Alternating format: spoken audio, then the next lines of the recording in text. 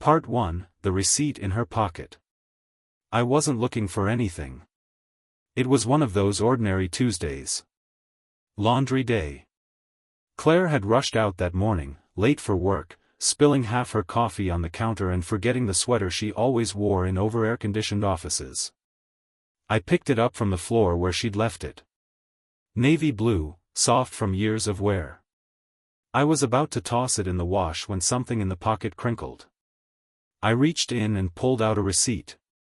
Not unusual. Claire was always misplacing little scraps of paper, lunch receipts, handwritten notes to herself, museum stubs. But this one was fresh. From the night before. 1-bedroom apartment rental. Paid in cash. 6:18 p.m. 1176 Monroe Avenue. Duration, 1 month. I stood there, holding it, heart beginning to beat faster. Claire hadn't mentioned any rental. She hadn't mentioned Monroe Avenue in the 10 years we'd been married. And she sure as hell hadn't mentioned needing a second place to stay. I folded the receipt and set it on the counter. Didn't ask her about it that night. She came home smiling. Kissed my cheek. Said work was crazy. Said she missed me. Said she was glad it was pasta night. I watched her from across the table. The way her eyes softened when she spoke. The familiar curve of her mouth. The hand that always reached for mine when she laughed.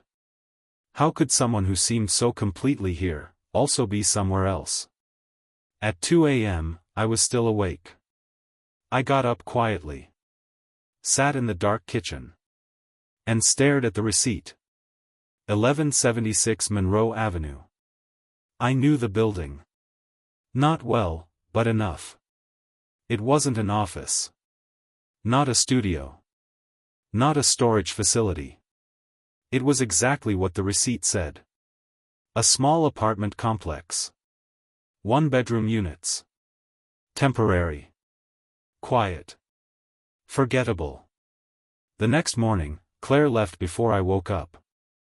And by 8:30, I was driving across town. Toward Monroe Avenue. Part 2, The Door That Shouldn't Have Opened. Monroe Avenue was quiet that morning.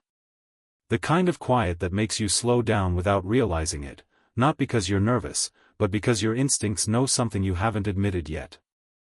I parked a block away. My hands on the steering wheel were steady. My heartbeat was not. The building looked exactly like I remembered, 3 stories, red brick, balconies facing west. Old enough to be forgettable. Clean enough to not raise suspicion. I walked to the front entrance. The security door was propped open with a rock, a small, careless mercy. Inside, the hallway smelled like detergent and dust. Unit 3B. That's what the receipt said. 3rd floor. Right-hand side. I didn't have a plan. I was just going to look. Maybe listen. I told myself I wouldn't knock. I told myself it wasn't what it looked like.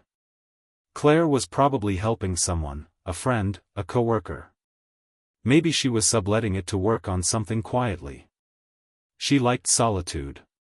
She liked secrets, but the innocent kind. The kind that made birthdays magical and holidays full of surprise dinners and art gallery tickets tucked into coat pockets. This had to be something like that. I climbed the stairs slowly. Stopped at the door to 3B. It was painted green. Slightly chipped. A brass number on the wood. I raised my hand to knock. And the door opened. It had been left ajar, not wide, but enough. Enough that I could see in. Enough that my curiosity stepped over every boundary I thought I had. The apartment was clean. Unfurnished, mostly, except for a small couch, a folded blanket, and a kettle on the stove. There were no family photos. No books. No clutter. But there was a fridge. A calendar. A few outfits hanging neatly in the closet. And on the kitchen table. Claire's handwriting. A grocery list. I stepped inside like I was entering a memory I didn't belong to. Everything about the space felt deliberate. Sparse. Private. And absolutely hers. I walked to the table and picked up the list. Eggs. Oat milk. Lavender soap. A sketch of a clock next to the words, Tuesdays equals 6:30. Nothing dramatic. But deeply familiar. Claire had always drawn little clocks next to appointments. I used to tease her for it, called them paper tattoos. I turned the page over. On the back, there was something else. A name. Just one. Sophie. I stood there, holding that list, trying to breathe through the storm rising in my chest. Who was Sophie? Why did Claire need this space? Why hadn't she said a word? My phone buzzed in my pocket. A text from Claire. Leaving work soon. Want me to pick up anything? I stared at the screen, then at the empty apartment around me. And for the first time in 10 years, I realized. My wife had a life I knew nothing about. And I wasn't sure I was part of it anymore. Part 3, the voice I didn't recognize. I left the apartment quickly. Carefully. Didn't touch anything else. Closed the door behind me. Not all the way, the same way I found it. I walked down the stairs like a man walking out of someone else's house, someone else's story. My mouth was dry. My mind kept circling one word. Sophie. That name felt like a crack splitting down the center of everything I believed about my marriage. By the time I got back to my car, Claire had texted again. Never mind. I grabbed pasta. Be home by 6. Love you. Love you. It sat in my chest like a stone. Suddenly foreign. Because now I had to ask myself. Which version of me was she saying that to? I drove aimlessly for an hour. Thought about going home. Thought about confronting her. But I couldn't. Not yet.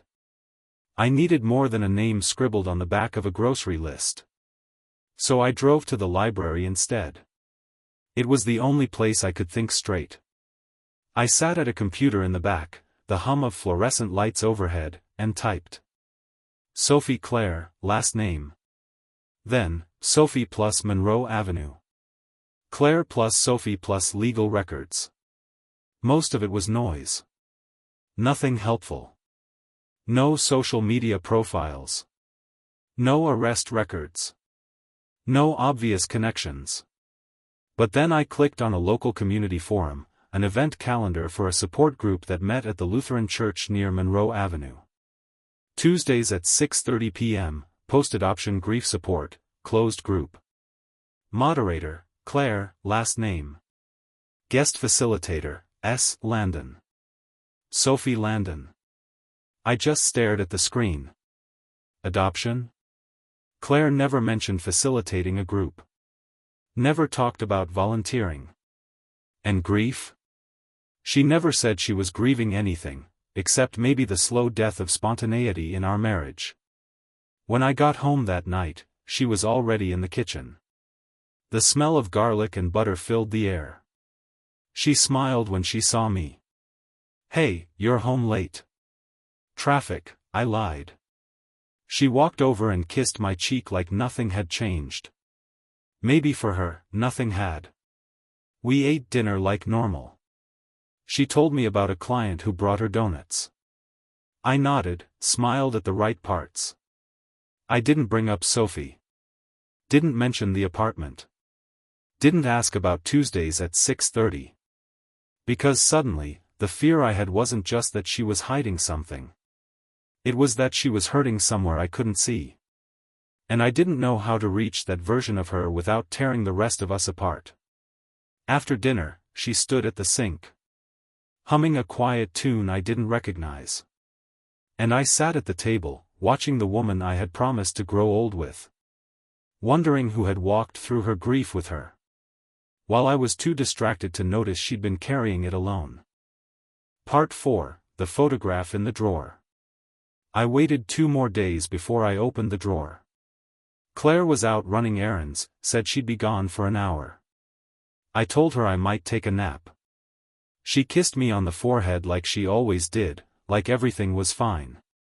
Like she wasn't leading a second life 10 miles across town. I didn't go back to Monroe Avenue.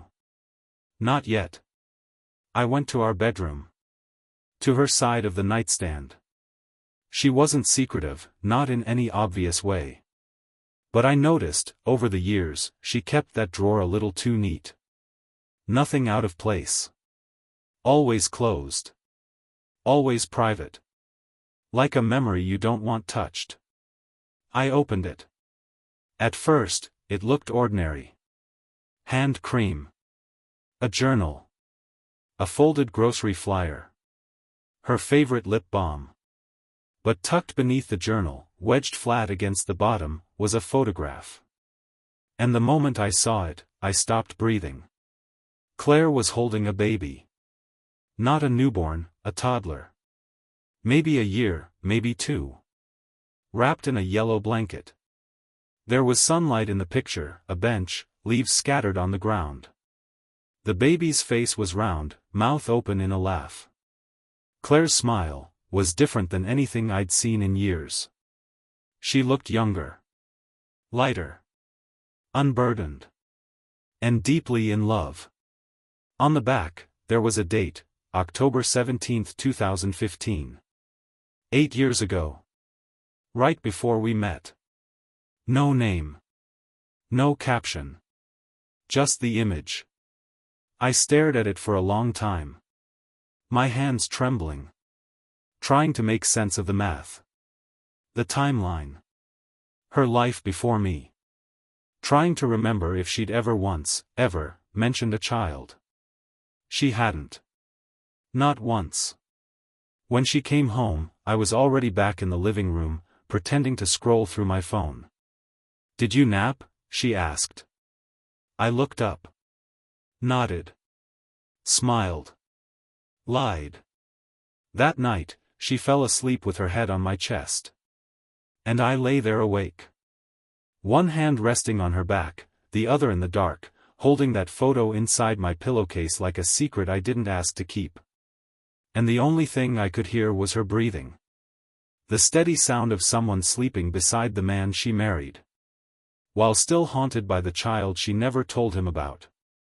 Part 5, Her Truth, My Silence. The photograph stayed under my pillow for 2 days. I didn't know why I couldn't put it back. Maybe I needed it close. Maybe I didn't want to risk forgetting the way she looked in that moment, not Claire the wife, not Claire the steady caretaker of our quiet life, but Claire the mother. Because that's what she looked like. Not someone babysitting. Not a family friend. She looked like a woman holding her child. On the 3rd morning, I confronted her. Not with anger. Not with the accusation she probably deserved. Just a quiet question over toast.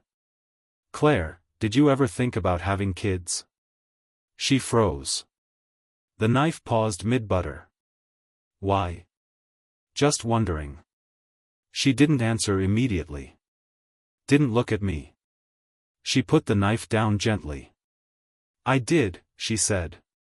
"Before us." "What changed?"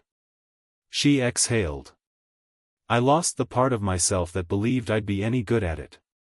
I didn't speak. Let the silence do what it always does with Claire, draw out the rest. After a moment, she added. "There was someone, once. A situation. I've never really talked about it." I nodded slowly. "You can." Her eyes welled, not tears, not yet, but full of the weight that comes right before someone decides to break their own silence. "We were together for a year," she said. I was 29. I found out I was pregnant in October. He left in November. "And the baby?" I asked, my voice smaller than I wanted it to be. She swallowed. "I had her in July." Her. I felt the word land in my chest like a stone. She was beautiful, Claire said. Perfect. For 8 months. I looked at her then, really looked. Her hands were shaking. She got sick, she said. The doctors didn't know why. One infection turned into another. I held her until, her voice cracked. I reached across the table, touched her hand. She let me. She died, Claire said. And I died with her. Just, slower. We sat there in silence. All those quiet years made sense now. The softness. The distance. The late-night walks she said helped her clear her head. The room she never decorated. The lullaby she hummed under her breath sometimes, when she thought I wasn't listening. It was never just silence. It was survival. I'm sorry I didn't tell you, she whispered. I would have stayed anyway, I said. I know. That's why it was so hard to say it. That night, we didn't speak much. But before she fell asleep, she reached under my pillow. Found the photo. Held it for a long time in the dark. Then placed it on the nightstand, upright, facing the room. And whispered. Her name was Sophie. Part 6, The Apartment Meant for Two. After she said Sophie's name, something shifted. Not in a loud, dramatic way. But in the way a locked door finally gives after years of pressure. Claire began to talk more. Slowly. Carefully. Like a diver surfacing in stages. She told me about Sophie's laugh. The way she used to grip Claire's finger with all 5 tiny fingers. How she'd hum herself to sleep. How her favorite stuffed animal was a ragged giraffe with one ear always bent the wrong way. She loved the color yellow, Claire said one night.